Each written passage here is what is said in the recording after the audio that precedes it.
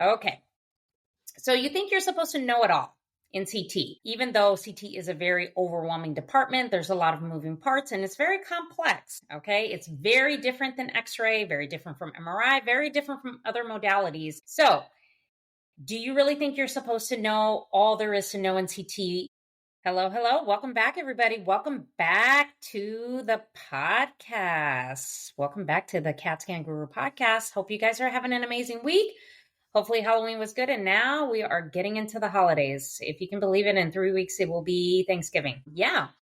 So just some updates for you guys. So I am going to be making some more content for the YouTube channel on the CAT Scan Guru. So I know I had said in previous episodes that I was going to release a patient centering video, kind of like a course and stuff like that.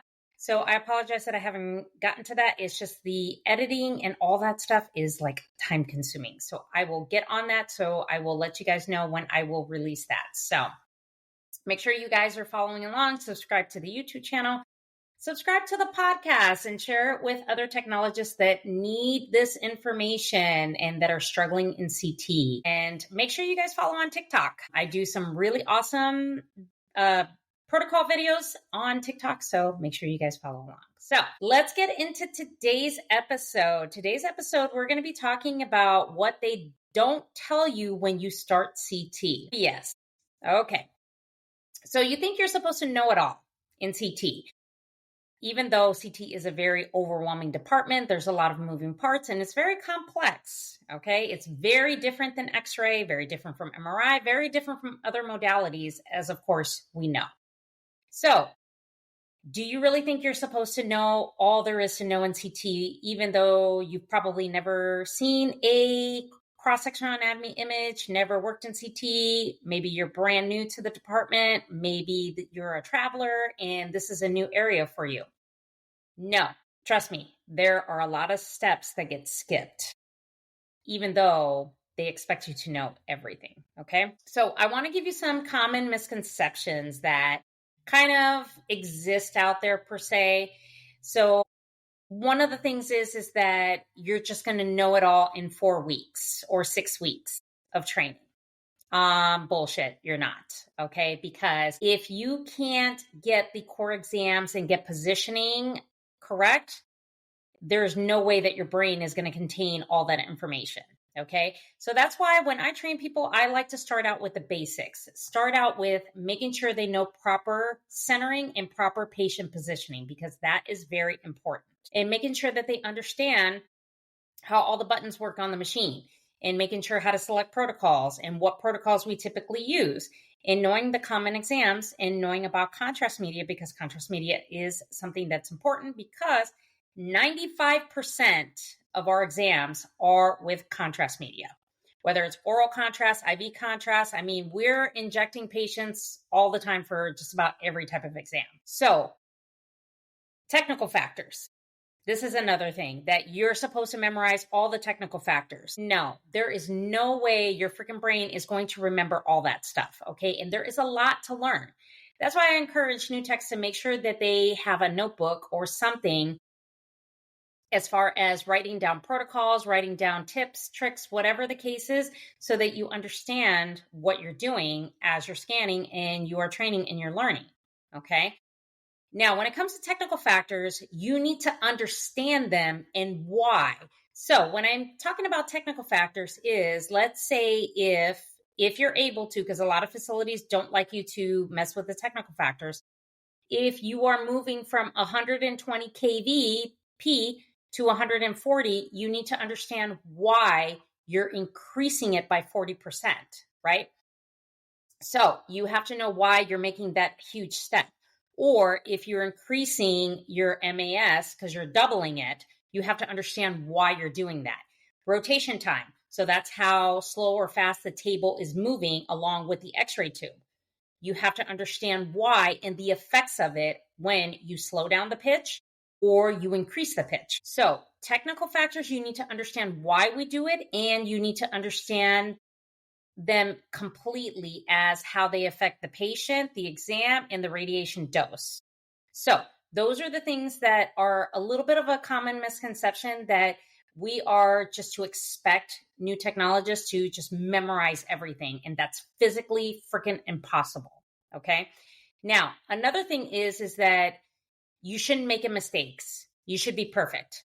No, you can still make a mistake and still be a damn good tech, because you learn from trial and error. You learn from those mistakes and how to correct them the first time.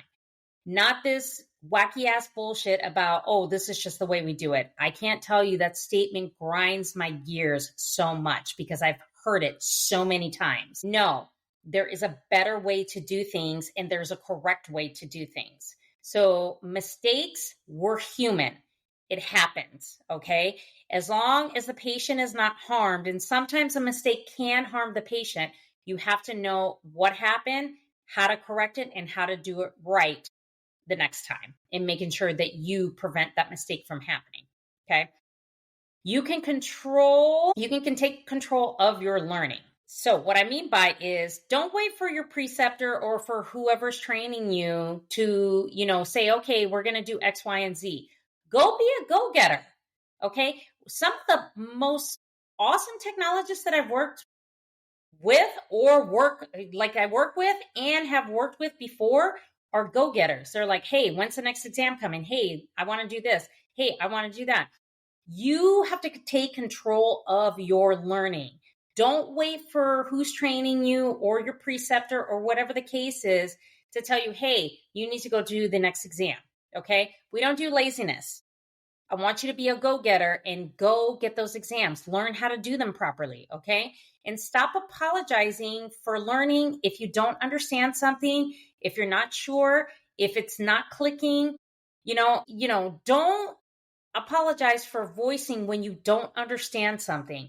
That's why you ask questions. That's why you get other perspectives. Speak up when you are unsure. Speak up if you're not comfortable. Speak up when you're like, I'm not sure how to do this exam. Okay. It's very, very important, because what makes you a good technologist is making sure that you speak up, you write things down, and you question a lot of the things that we do because you want to understand why, right? Now, here are some practical tech tips that I like to give everybody. Make sure you review and you study your exams. When you're scanning the patient, make sure you go through your exam and making sure you have all the areas that need to be covered. As far as if there's any order comments, in the order, if you have to scan, especially if we do an abdomen pelvis and they're looking for like a scrotal mass or some kind of scrotal abscess, make sure you scan past that. Stuff like that. Make sure you review and you study your exams, and you make sure that your exams look optimal, okay? Sometimes patients are not optimal, but at least the best exam possible. Now, another tip I'm going to give you is, don't just shadow. Get in the captain's seat and perform the exam. I can't tell you how many techs don't know how to properly execute CT exams because they sit there and watch the techs do it. No. Like, if you want to watch one, yes. And then you sit down in the captain's chair and you do the exam. That's how you're going to learn. That's how you're going to be able to execute that exam. Okay? You have to perform them. Get in the captain's chair and get in on it and do it. And if you're unsure, of course, whoever's training you is there to help you. And that is their job. Also, ask why after every exam. Like, if you're saying, okay, well, the timing on a PE is this, how come we have to wait for this? Or how come, we have to, do a smart prep, for example. It's important to know the why behind certain exams, because that helps you and makes you become better. And with more repetition and more experience, you just become a better technologist. So those are the practical tips that I think as technologists we need to utilize, because we need to make sure that we review our exams. Okay, make sure you study your exams. Look at your protocol books. Make sure, instead of shadowing everybody, get your ass in the chair and scan the damn patient. Get in the room and center them, and making sure you use your laser light, and making sure you have proper ISO centering. Okay? And ask why when you don't understand a certain exam, on how we smart prep, the timing, why we give contrast, why we give saline, why we do those things. Make sure you do that so that you can become more competent, more experienced, and With repetition, you're just going to be better. Okay. Now, I have a free 8-week checklist. Make sure you get on that because that is your action plan to what you need to know when you're starting CT. Okay. So that is all I have for today's episode. So I do want to leave you with this. I am working on something really big that I probably am going to release in December. So it is something that I believe will help all technologists out there. And I think it'll be a vital tool for all of you. I can't say too much about it now, but as time goes on, I will give you short clips. Make sure you follow on TikTok of this just exciting project that I'm working on. So I'm so excited for it. And I think it will help a lot of you that are struggling and having challenges. And it will really help you out there on the floor while you're doing those CT exams. So thank you so much for listening to this episode. And I will chat with you guys in the next episode.